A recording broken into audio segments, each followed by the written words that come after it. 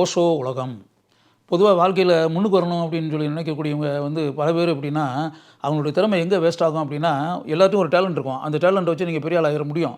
அந்த டேலண்ட்டை வந்து பயன்படுத்தி நீங்கள் வந்து முத்திரை பதிக்கக்கூடிய மிகப்பெரிய காரியங்கள்லாம் செஞ்சிட முடியும். நிறைய பேர் வந்து அந்த சோலோவாக தனியாக அப்படியே நம்ம மட்டும் நடந்து நம்ம செயல்பட்டு அப்படின்ற மாதிரி தன்னம்பிக்கை இல்லாமல் ஏதாவது ஒரு கூட்டத்துக்கு கூட போய் தன்னை இணைச்சிக்கிறது, ஏதாவது ஒரு அமைப்பில் போய் உறுப்பினர் ஆகிக்கிறது, ஏதாவது ஒரு சங்கத்தில் போய் உறுப்பினர் ஆகிக்கிறது. அந்த சங்கத்தில் 100 பேர் இருப்பான். அந்த 100 பேரில் நீங்கள் ஒரு ஆளாகி போய் அவன் வந்து அப்படியே வாரத்துக்கு ஒரு நாளோ 2 வாரத்துக்கு ஒரு நாளோ மாதத்துக்கு ஒரு நாளோ ஒரு மீட்டிங்கை போட்டு அதில் பலருடைய கருத்துக்களை எல்லாம் சொல்லிக்கிட்டு ஒருத்தர் பேசிக்கிட்டு அப்படி இப்படின்ற மாதிரி ஆகி உங்களுடைய நாட்கள் வந்து வேஸ்ட் ஆகி அப்படின்ற மாதிரி ஆகுமே தவிர, அந்த கூட்டத்தில் இணைஞ்சின்ற ஒரு மேட்டர் பாருங்கள். அதில் வந்து நீங்கள் வந்து பெரும்பாலும் உங்களுடைய திறமையெல்லாம் பயன்படுத்தி நீங்கள் பெரிய ஆள் ஆகுறதுன்றது சும்மா சாதாரண விஷயம் கிடையாது. பெரும்பாலும் அந்த கூட்டத்தில் எப்போ போய் இணைகிறீங்களோ, ஒரு சங்கத்தில் போய் உங்களை எப்படி இணைச்சிக்கிறீங்களோ, ஒரு குழுவில் கொண்டு போய் உங்களை எப்படி சங்கமமாக்கிறீங்களோ, அப்படி ஆக்கும்போதே அந்த கூட்டத்தில் குழுவில் நீங்கள் வந்து கரைஞ்சி காணாமல் போயிடுவீங்க. அதான் உண்மை.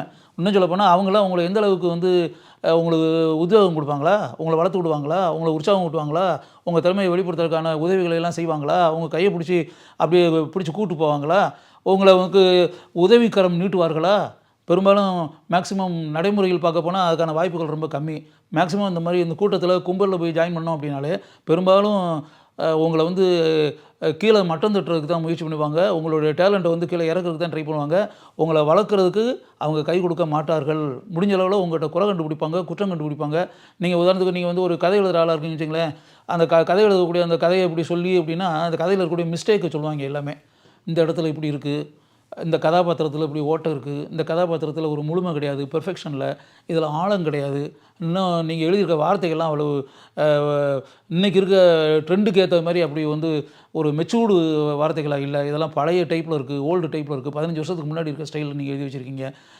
இது வந்து இன்றைக்கி இருக்கக்கூடிய நவீன பாணிகள் இல்லை, இன்றைக்கி இருக்கக்கூடிய போஸ்ட் மாடர்னிசம், மேஜிக்கல் ரியலிசம் இப்படிலாம் சொல்கிறோம்ல, அந்த பேட்டர்ன்லாம் இல்லை.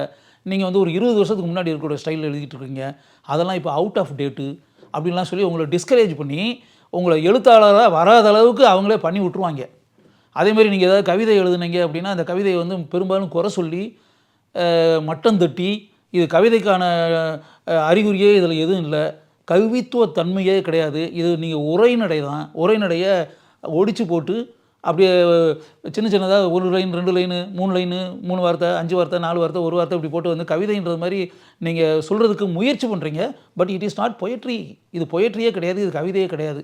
உங்களுக்கு அந்த கவிதை எழுதுறவர்களுக்கெல்லாம் அந்த ஆற்றலே கிடையாது. அதை பார்க்கும்போதே கவிதைக்கான அறிகுறியே அதில் எதுவுமே இல்லையே, கவிதைக்கான அடையாளம் எதுவுமே இல்லையே அப்படின்ற மாதிரி குறை சொல்லிடுவாங்க. குறை சொல்லி நீங்கள் கவிஞனாக வர்ற அளவுக்கு நீங்கள் வந்து பெரிய ஃபயராக இருப்பீங்க, பெரிய ஆளாகணும் அப்படி இப்படின்னு நீங்கள் வராத அளவுக்கு என்னென்ன பண்ண முடியுமோ எல்லா வேலையும் பண்ணி விட்ருவாங்க அப்படின்னு சொல்லிட்டு. அதனால் பொதுவாக எப்படின்னா நீங்கள் பெரிய ஆளாகணும் அப்படின்ற மாதிரி நினச்சிங்கன்னா பெரும்பாலும் இந்த கூட்டத்தில் போய் ஜாயின் பண்ணாதீங்க. அந்த சங்கம் அப்படின்ற இதில் போய் பல மனிதர்களுடைய சங்கமம் இருக்கக்கூடிய இடத்துல கொண்டு போய் உங்களை இணைச்சிக்கிறாதீங்க. குழுவில் கொண்டு போய் உங்களை இணைச்சிக்கிறாதீங்க. உங்களுக்கு டேலண்ட் இருக்குல்ல, டேலண்ட் இல்லாதவங்க யாரும் கிடையாதுல்ல, எல்லார்ட்டையும் டேலண்ட் இருக்குது. அதனால் இந்த டேலண்ட்டாக இருக்கக்கூடியவங்க எல்லாருமே உங்கள் திறமையை வச்சு உங்களை நீங்களே வளர்த்துக்குங்க. நீங்களே இப்போ நீங்கள் ஒரு வித்துன்னு வச்சுக்கோங்களேன், அந்த வித்தை நீங்களே ஊனுங்க. அந்த வித்தை வந்து நீங்கள் தான் விற்று, அந்த வித்துக்கு நீங்களே தண்ணி ஊற்றிக்குங்க.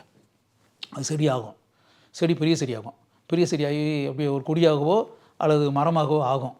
நீங்களே தண்ணி ஊற்றுங்க, நீங்களே மரம் ஆயிடுவீங்க. வேறு யாரும் தண்ணியெல்லாம் ஊற்ற வேண்டாம், நீங்கள் எதிர்பார்க்க வேண்டாம். வேறு ஆளுக்கு நமக்கு யாராவது தண்ணி ஊற்றுறது, யாராவது வந்து ஊற்றி விட்டால் நல்லா இருக்குமே அப்படின்னு. எதுக்கு ஊற்றணும்? நீங்களே ஊற்றிக்குங்க. ஊற்றி உங்களை வளர்த்துக்குங்க.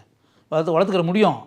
நீங்கள் வந்து வித்தாக இருந்து செடியாகி மரமாகி பூத்து காயாகி கனியாகி பழங்கள் பூத்து குலுங்க, பழங்கள் வந்து அப்படியே பழுத்து தொங்கிக்கிட்டு இருக்குது அப்படின்றாங்களே, அந்த மாதிரி பழங்கள் கனிகள் தொங்க, அப்படியே கனிகள் வந்து அப்படியே ஏகப்பட்ட கனிகள் பழுத்து தொங்கி கொண்டு இருக்கக்கூடிய அந்த அற்புத மரம் அப்படின்றல, அந்த மரமாக உங்களால் ஆக முடியும். நீங்களே தண்ணி ஊற்றி உங்களை வளர்த்துக்கிற முடியும், உங்களை மரமாக்க முடியும்.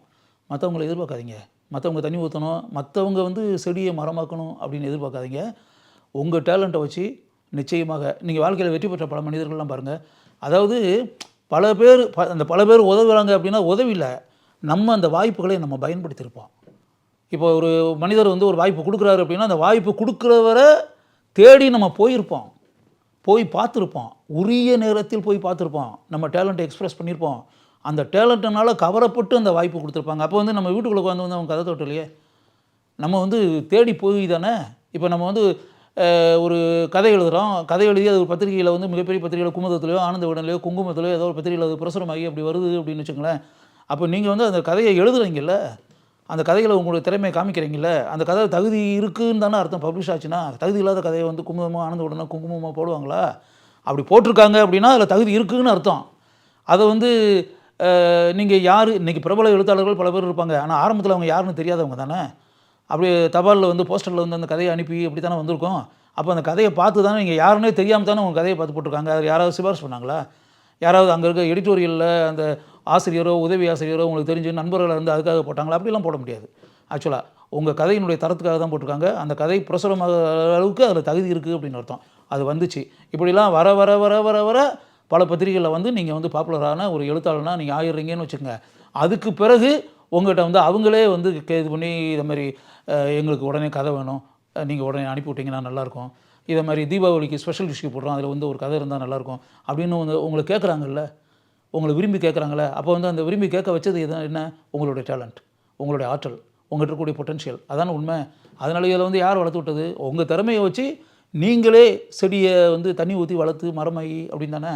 அதனால் வந்து மற்றவங்க நம்மளை வளர்க்கணும் அப்படின்றத எதிர்பார்க்காதீங்க.